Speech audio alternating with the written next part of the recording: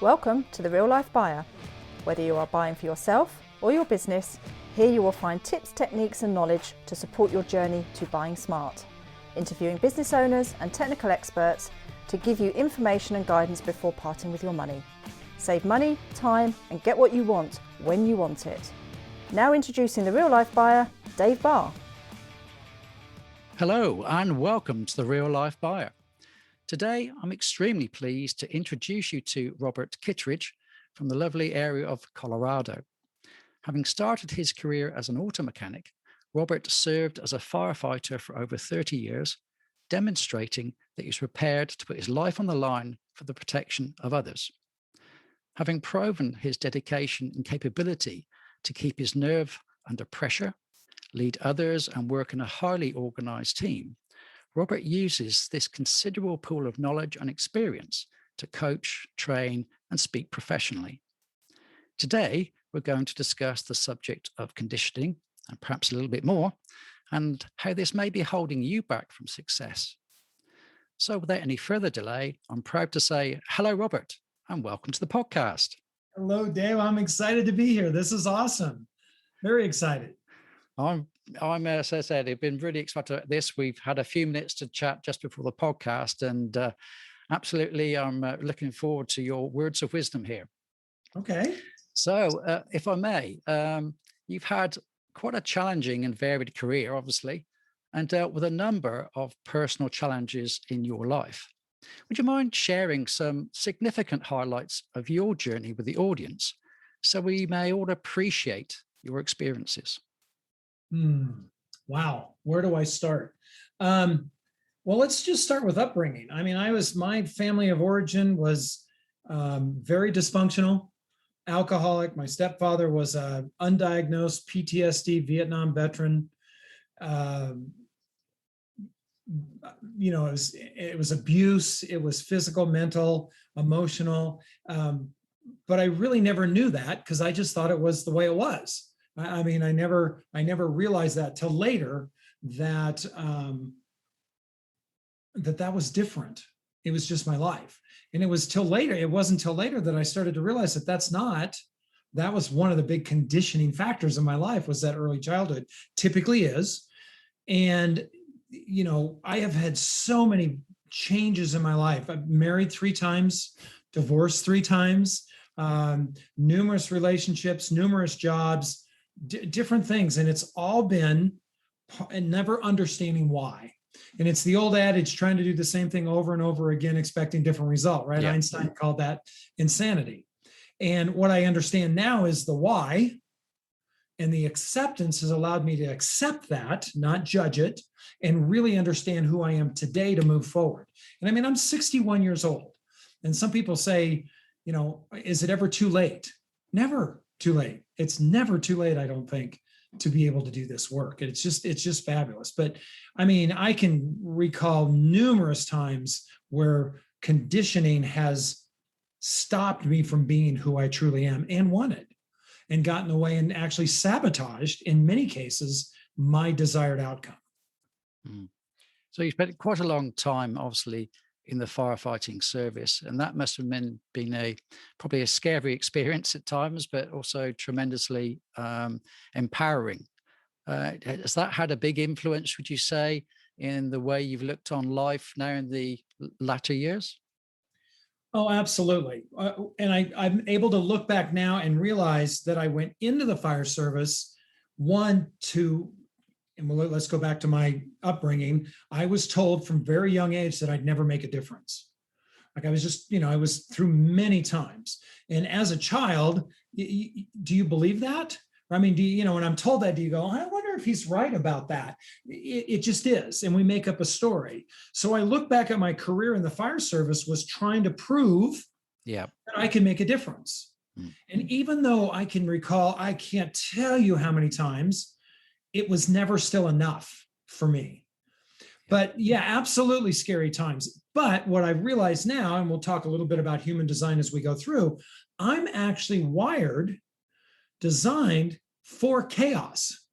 Like I can handle, and when I first started learning human design, the person that was debriefing said, oh, well, it's no wonder that you were good. You connect with people, you're wired to care, and you can handle chaos real well. I'm like, oh, okay. And so there's so many times that I realize now I was living my design and never really knew it. Never really knew that. Yeah. I guess where people don't understand or are aware of their purpose. Exactly. Yeah. And, and John Maxwell says that, and so many other people have said it, Wayne Dyer too, is, two great times in your life, the day you were born and the day you figure out why, right? And that's purpose. So many people have no clue of what that purpose is. Absolutely. So we decided we would talk about conditioning today. And from what I understand, you predominantly help people on a one-to-one basis. I'm sure you probably would be quite happy to help groups as well. How do you describe the word conditioning in the context we're talking about today? The definition I use is conditioning is anything that stops you from being your true self. So let's just say, man, I really feel like I should say something right now, but I'm worried about what they think, or I don't want to be disrespectful, or that's conditioning.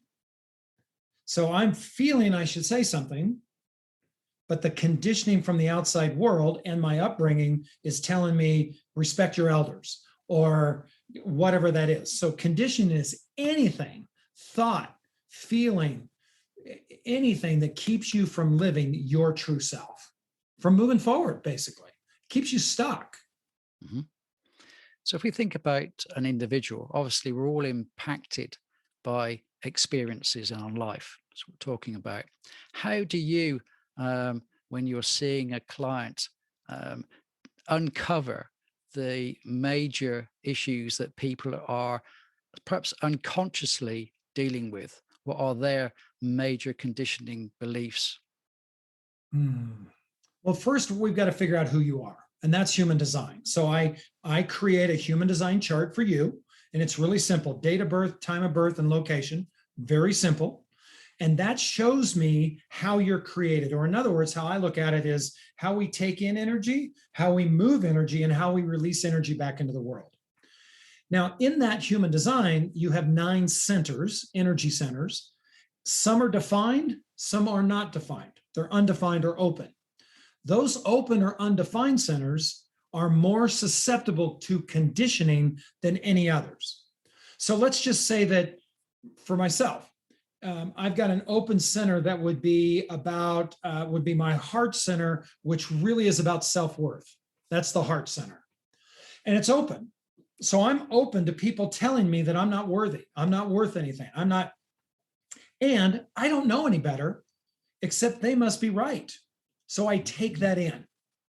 Now, my body, my feeling, my spirit may be telling me something different, but I've allowed the conditioning to come in and be able to do that. So this may be even a better example. So I had a client, a very successful businesswoman, mid-30s. Her business would get to a space and it would crash. She'd go back to school and what I need to learn. Is it bookkeeping? Is it this? Is it that? She'd start a new business and it grew and it'd get to a point and it'd crash. So during one of our sessions, I heard her say, well, I just don't want to be like one of those. Like one of those. So we explored that when she was a child, her mom and dad were divorced.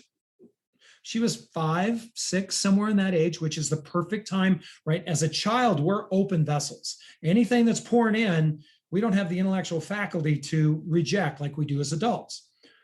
And she can remember a time when her dad and her dad took them to an event, a big social event, more or less to show them that he was still supporting them.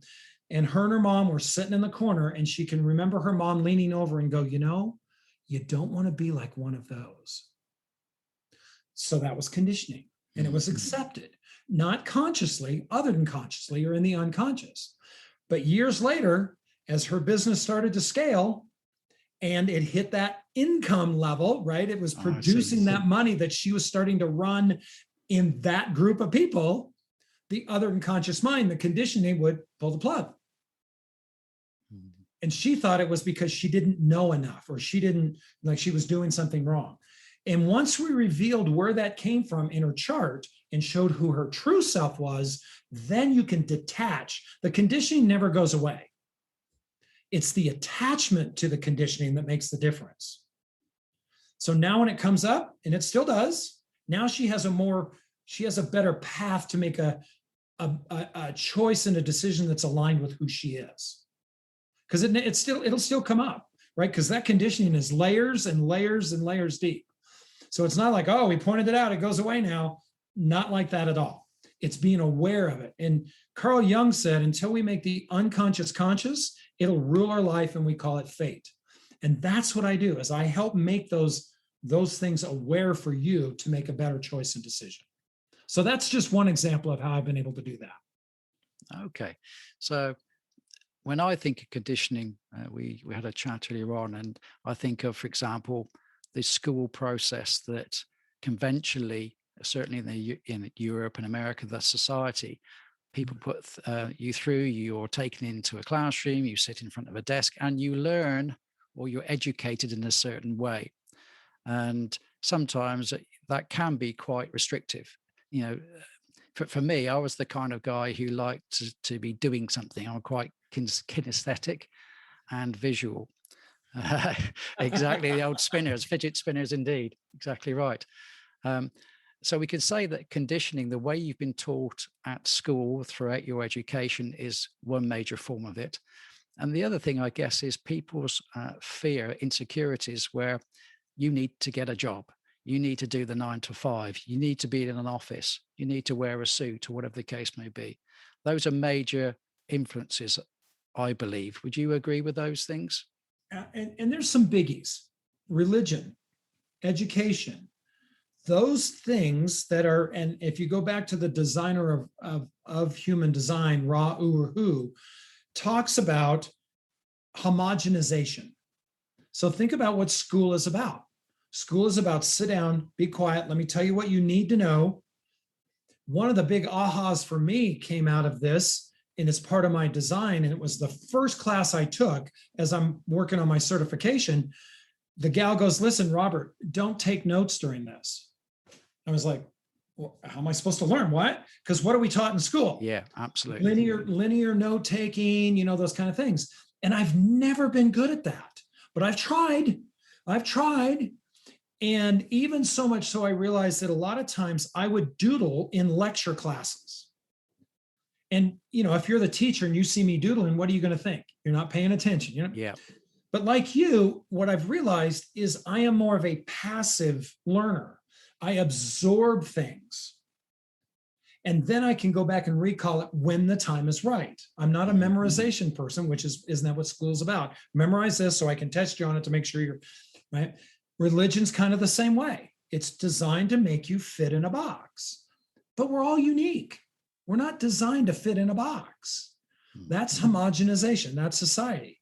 Now, not that education is bad or good, or religion is bad or good. It's how that conditioning is utilized to then make a decision and choice for you. And it's so funny. I've got a client that I'm just started to work with, is an entrepreneur. She's at that point where she's struggling a little bit, and everybody is telling her what she needs to do. And we went through her design, and she's ready to go get a job, because people are saying, well, that's not working for you. You should probably go get a job. And she's just like, blah. Right. I mean, she could just, and I asked her, I said, so what's it going to be like? She already knows. She told me, she goes, it will kill my soul. I said, okay, then let's figure out how you be an entrepreneur. And it's how do we peel back this conditioning of the shoulds and the needs? That's what's called outer authority. There's an inner authority and an outer authority. We tend to follow outer authority. That's the way we're taught. And we're actually taught a lot of times to suppress the inner authority, the intuition, the feelings, the emotions. That's our guide. That's, in my world, that's where God talks to us, is that part of it, is through those things. But what are we told? Keep your feet on the ground, keep your head out of the clouds, blah, blah, blah, all that kind of stuff. And it's really cool to see an awakening happening right now, that people are starting to realize that, hang on a second, there's something more here. Yeah. Yes. So one of the things I've noticed, certainly from the COVID point of view, is that people were very much into the process of getting up, going through your morning routine, jumping on the train or the bus or in the car, go to work, do your 9 to 5, and come back. And then obviously COVID hit, and that routine was completely broken up. And we can see now that people are now thinking in a different way. They're perhaps feeling vulnerable because their normal routine has been disrupted, but they're also possibly feeling empowered and questioning the things they've been doing for so long. Was it the right thing for me? Should I do something different? Is this an opportunity, etc.? So, I feel that as terrible as COVID has been, is also bring a new way of thinking to the world, and perhaps expose the conditioning that we didn't realize we had, gotten into, basically. Would you agree with that? Absolutely. And again, I love what you said about that, is it exposed the other side. And so many people right now have been working from home, have been enjoying it, have been doing things that they enjoy doing. And how many years have people asked, can I just work from home? I mean, I can do this with technology. And of course, corporations and companies are into what I call management, not necessarily leadership. I've got to be able to see you at your desk doing your work to make sure that you're doing your work. And I had a couple CEOs that I worked with right at the beginning of COVID. There was a struggle for them because they had to see them, they're like, well, how do I know they're doing the work? Give them what the outcome is, let them do what they love to do and do it. And that's what COVID's done that, right? Yes, it was terrible, but the other side of that coin, it's provided us with that opportunity. And now that we're coming back, right? People are saying, come on back, come on back. Yeah. Many people are going, why? Why should I get on that train for 4 hours and leave my family? And when I can do, we've already proved that I can do it right here. Now, with that, we lose some connection, right? I mean, the human connection is face-to-face, is exchanging those energies in person. But a lot of what we're doing in the world can be done in your space. And with that, so I think I agree that COVID has absolutely peeled back and revealed an entirely different world that's always been there. It's just now, again, the awareness of, well, we can do that. And one of the things that really bugs me is when people say, oh, we're going to get back to normal. We'll never go back. It'll never be what it was. Good. Thank you. I'm glad. But it's given us the opportunity to create something that's better, or more effective. Yeah. And that's where I think that the danger opportunity here lies, is how do we let that creation roll? And I heard you say, people look at what they do and go, I wished I would have, right? That's judgment. We can't, we can't change that. We can't do anything about that. We can't change the past. All we can do is right now.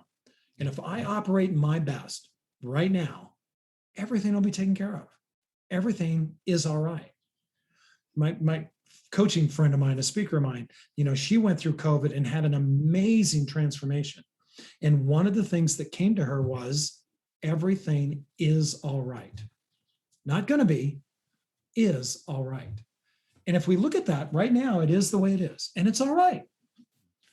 If I don't like it, what do? I can do something different. And it's given us the availability to come back to be in alignment with who we are versus what we're told. Yeah. For me, one of the biggest blockages, perhaps we can refer to it as that, is fear of failure. And I'm trying to convert that and say, well, when one fails, one is actually learning. So stop using the word failure, stop using the word fears, and embrace the challenge and try and learn from that challenge and grow from that challenge. Would you say that that's an important factor when we talk about coming away from negative conditioning? So much so. Again, we've been taught failure and fear is one thing. And it really isn't. When we look at fear, it's really a signpost. It's, fear is there. That thing that comes up is to keep us safe, is to keep us alive. It's the old reptilian brain, right? That we haven't outgrown, and it hasn't mutated like the rest of our body has. But we look at that and go, oh, I better not do that. I like to look at fear as a signpost, a caution sign versus a stop sign. Okay. And in our human designs, I can show you the fear gates and what those fears are. Now, and that's really kind of cool, because we can look at them and say, okay, I have a fear of failure. There is actually a fear of failure designed into us. But what happens when we're aware of that is now I get to go play with it and I get to learn from it. And we're actually, if you look at it as a baby, we're designed to fail, to learn. Our human body is designed to learn through experience. It's the conditioning that told us that failure is bad, not a learning opportunity. Absolutely. Yeah.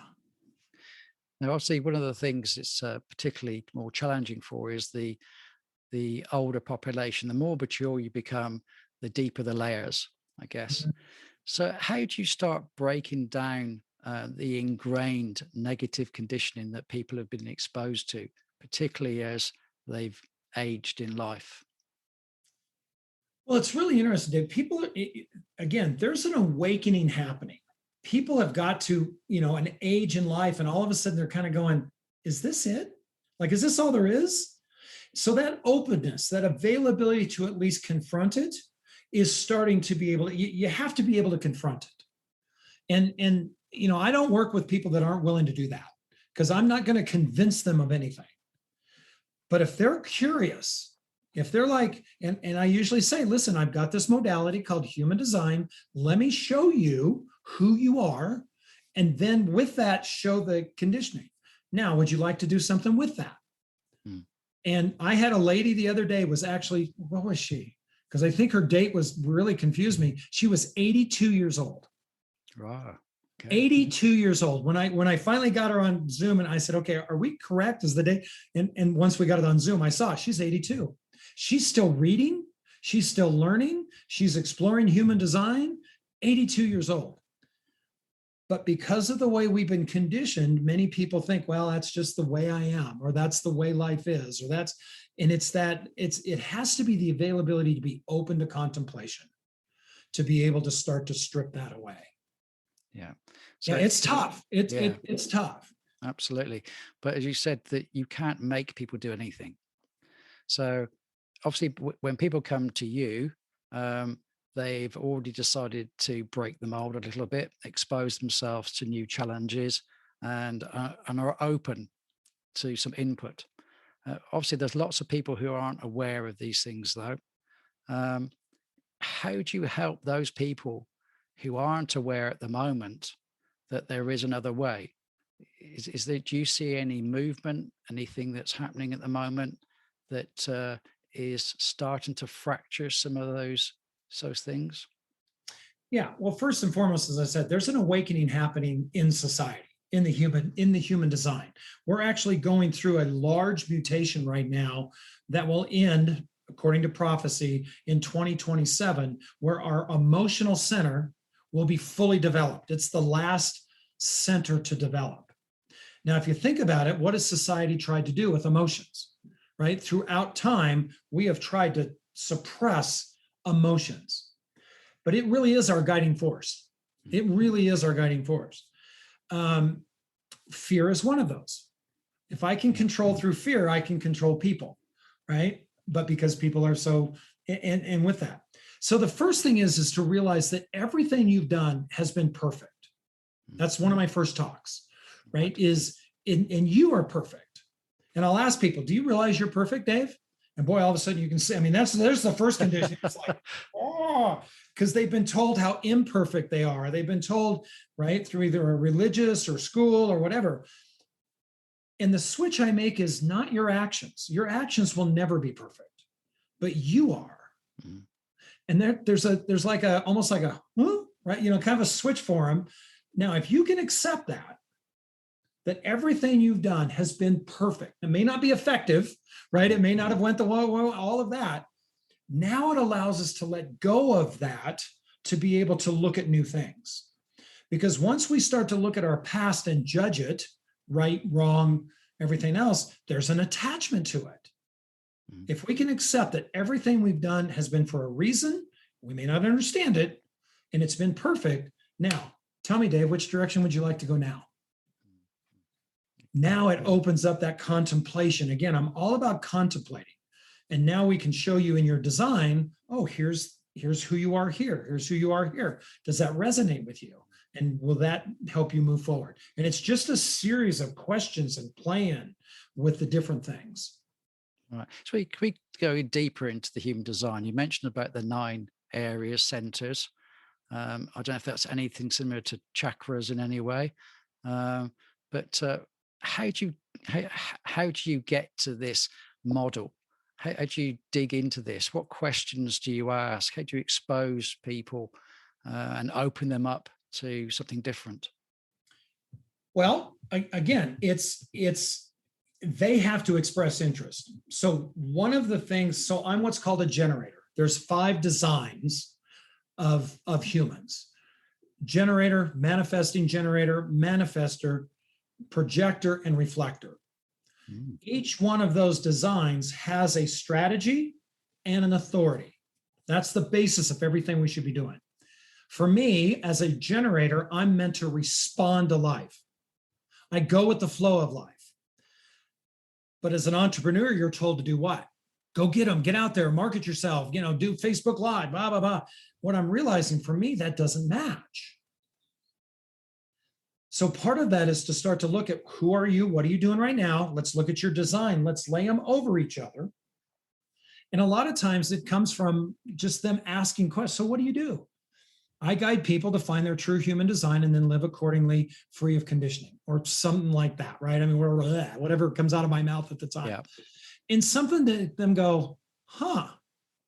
And I just say, would you like to learn more? And if they would, then we go down that path. And I can pretty much tell now when people are like, yeah, that's pretty woo-woo. I hear that a lot, right? That's pretty woo-woo. Okay, awesome. I love you no matter what. But it's having that curiosity. I do typically a 1 session to kind of just look at, give them some things. From there, it's like, okay, where would you like to go now? And if people could just live their strategy and authority, life would be totally different. Life would be totally different. Okay, so you have a series of sessions with these people to sort of uncover and unpeel these things, and they get some sort of reading, they get charts, they get exercises, they get strategies. What are the outputs to drive a change? Well, first is awareness. We have to be aware, and what my point is, be aware of where you are right now. Doesn't matter what you've done, doesn't matter what you want to do. Where are you right now? And this design is right now. Okay. That's the first thing. And that's typically 3 sessions to go through each piece and look at some outputs. And then what happens is they start bringing the issue to the calls. So I've got one person right now, he's looking at a career change, older gentleman, kind of looking at a career change. Like you said, has never really felt satisfied in his life, but he's pursued what everybody's told him to do. Corona has allowed him now the opportunity to explore something different. Now we can say, okay, and he's like, well, here's what I'd like to do. Well, let's look and see if that aligns. And either it does or it doesn't. And I don't tell him whether it does or doesn't. I just give them the information. They get to make that decision and choice as to where to pursue. So and then all we doing is just steering down the road. And it's called an experiment because it is an experiment. It's like, and things will show up for you. It's now being aware of like, oh, isn't that interesting? I've never seen that before. And now we just talk about, is that conditioning or is that design? What is that? And is it working or not for you? Right. So talk about alignment. So does the person then start to feel, from an intuitive perspective, more comfortable? It feels more right than perhaps it has before. How do they manifest that this is the right thing to do, perhaps? Mm. Well, the first is being aware of your feelings, being aware of your emotions. So many human beings and a lot of men, right? Men are taught to not show emotions, not be emotional, all of that kind of thing. And in the fire service, that's drilled into you. Don't you show what you're feeling. Don't you still care, still show empathy, just don't show what you're feeling. There were so many conflicting messages. So for me over the last year, it's first and foremost being aware of what feelings are. Yeah. Like, oh my God, okay, what? And it has been a roller coaster, up and down. So my part of being my authority is emotional. With every emotional authority, there are waves, emotional waves. Mine is like this. Mm-hmm. And then when I hit the top, typically, right. And then guess what? It starts to build again. Some are up and down, and there's all kinds of different ones. It's being aware of that. Mm-hmm. It's nothing more of getting up in the morning and going, okay, what am I feeling right now? Because I'm not feeling good. I'm not feeling, and a lot of times I'll go into the charts and there's things called transits that may be affecting my design. And it's interesting then just step back and go, okay, what am I going to do with that now? What am I going to do with it? Okay. So what do you say some of the most dramatic breakthroughs you've experienced with some of your clients? Is there something you could say, some examples of really groundbreaking, real dramatic shifts with those people and how they've transformed themselves? Wow. I've got one client she is a worker bee. She has absolutely been, and over the past few years, she's had some health challenges, right? Because if we don't do what's correct for this vessel, the vessel will respond. The body will respond with dis-ease, right? In some ways. And every energy center is connected to the body in some ways. And I'll just talk about myself. Is one of the things for me is I have a channel that is about being in control of resources and like money and things like that. Now, not controlling it, but being in control of it. Mm-hmm.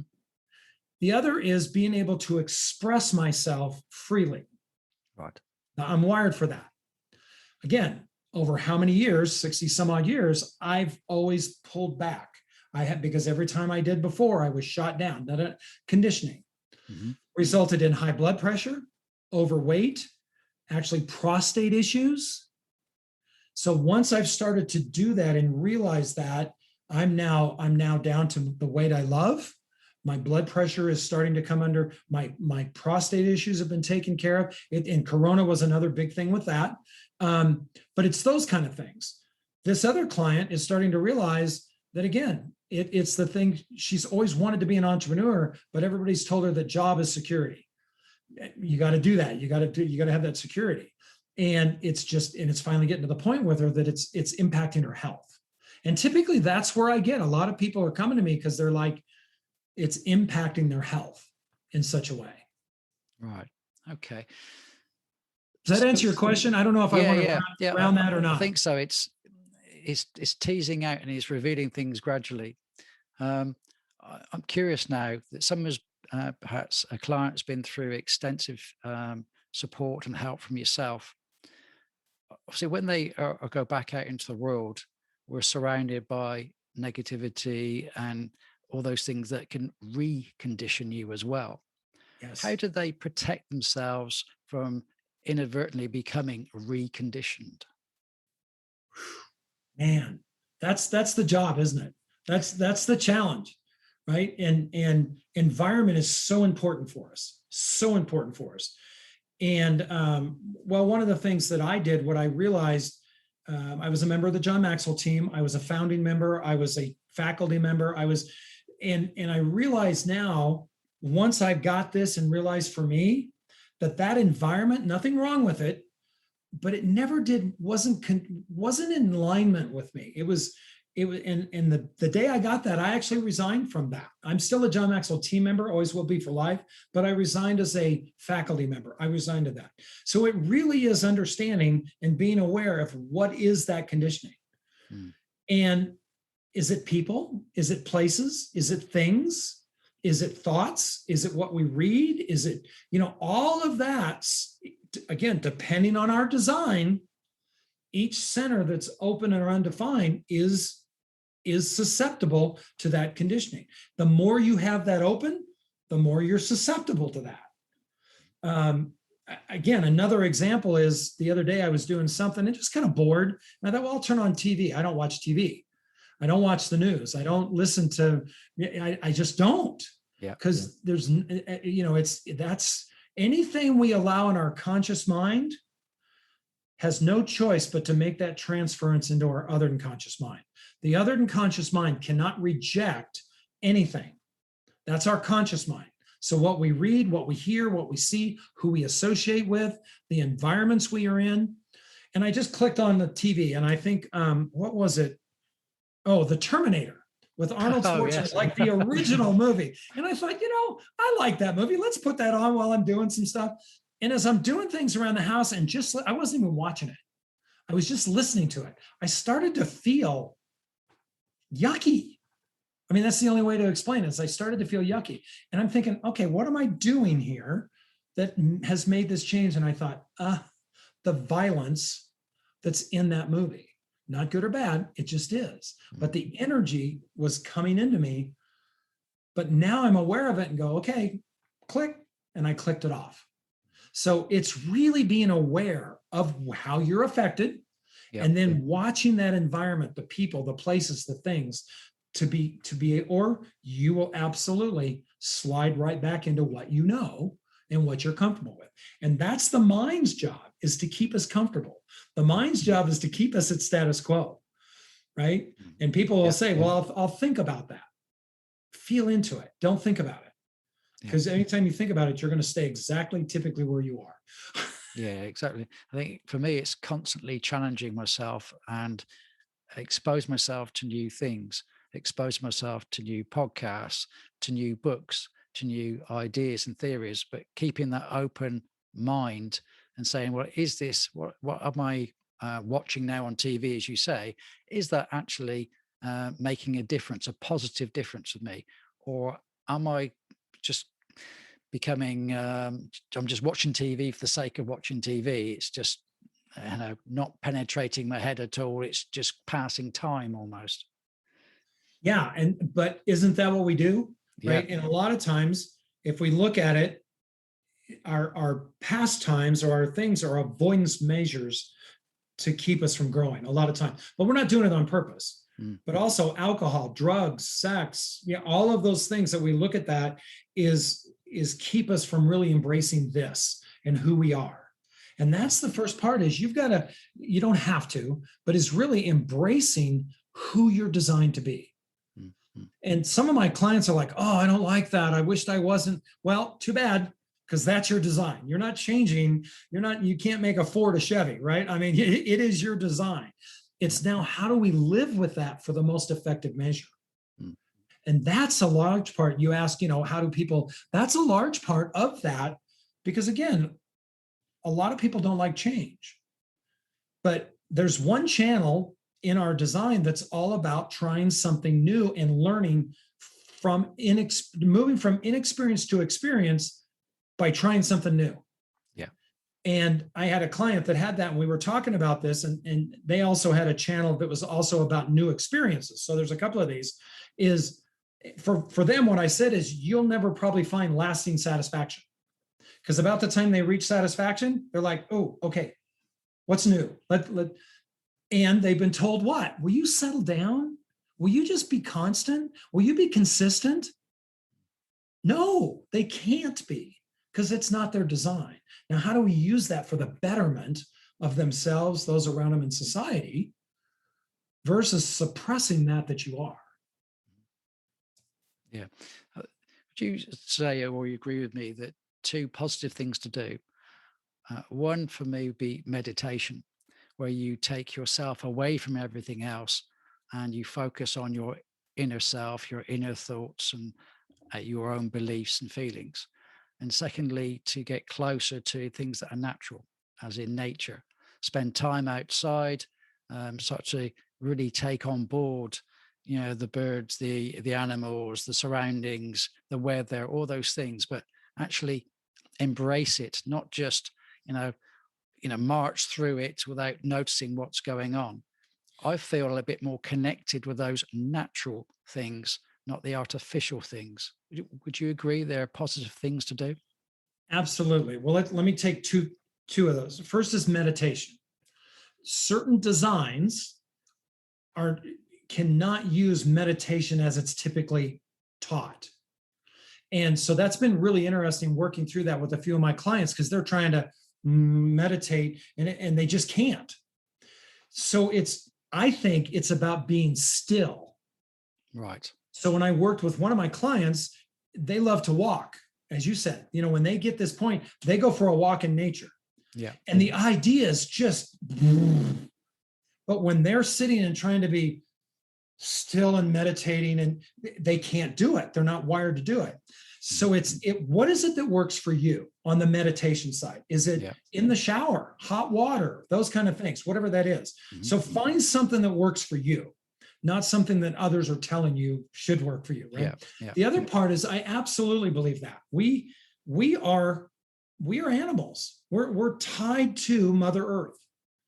Last week we went to a concert and was just sitting there, and there was something I just took off my shoes and I just had my feet in the grass. Yeah. And we didn't get to do much of that during COVID, right? Because people were like, you had to stay inside. And there's this natural grounding that we in some cases need to be able to release some of that energy. I'm lucky. I've got a park right across the street. I don't have a yard per se, but I've got a park. So I can walk over there and just walk in the grass and be with that. I've got a trail system that's real close to my house that I try to go on walks with. Absolutely. It's that part of it. And how do I be still and let go of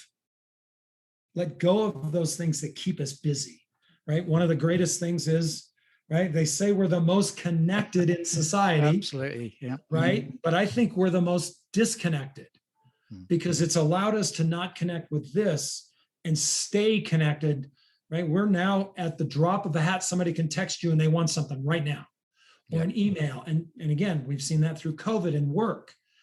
Is so many people had a hard time shutting down at 5:00. Yeah. They were actually doing more time and not saying, but again, our office, our bedroom became our office. We allowed people into some of our most sacred spaces that we wouldn't invite people to. Now it's natural to set up a Zoom in your bedroom. Yeah. And so you've got to find a way then to disconnect from that and get rid of that energy that happens with that. And I love nature. I'm a mountain biker, a hiker. I love that. And I absolutely agree. That's one of the things to get back and get grounded with and release that energy. Yeah, that's it. We could become a slave to alerts and notifications. Oh my God. That's one of the things I have done is found out how to shut those off. I don't check email, but about twice a day. Now, my business is such that the people that have to get a hold of me know how to do that. Yeah. But how many times do we ding? Oh, ding, ding, right? And it takes us off. So I've shut those notifications down and modified them. Same thing with emails. It's amazing how many emails I've went and unsubscribed from, because every day I was just deleting them anyway. It was not energy that I got that I needed. Then why have them coming into my box? And it's so fun to have 4 or 5 emails in a day to respond to versus, 72 that are coming from everywhere. Absolutely. Yeah. So for anybody who's currently feeling rather overwhelmed or misaligned, and you're able to help them to practice just a couple of things now to make them feel better, what would be the top 2 or so tips that you would recommend? The first is to really step back and be still. I've had to really, with my emotional authority, the mantra for an emotional authority is there's no truth in the now. So somebody may say, Robert, I'd like you to do this. Can you come do this today? And blah, blah, blah. I've had to learn how to step back and say, when do you need to know this by? And that allows me to get centered on my emotion and do that.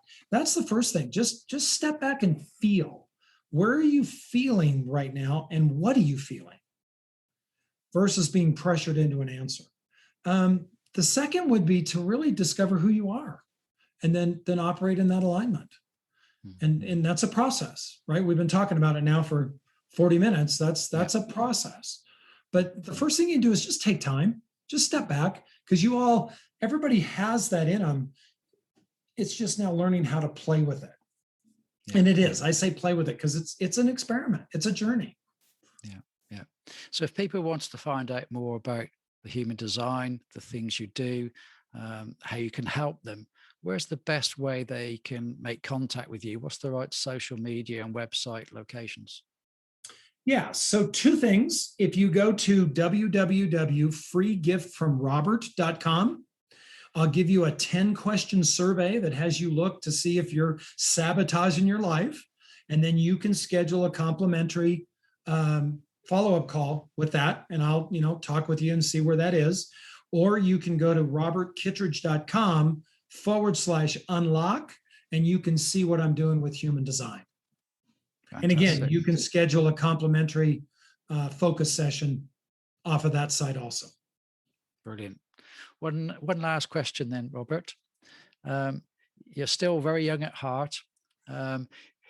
Just looking now for the next 10 years, what do you envisage will be your unique purpose? And how will you go forward in helping people even more than you do today? Wow.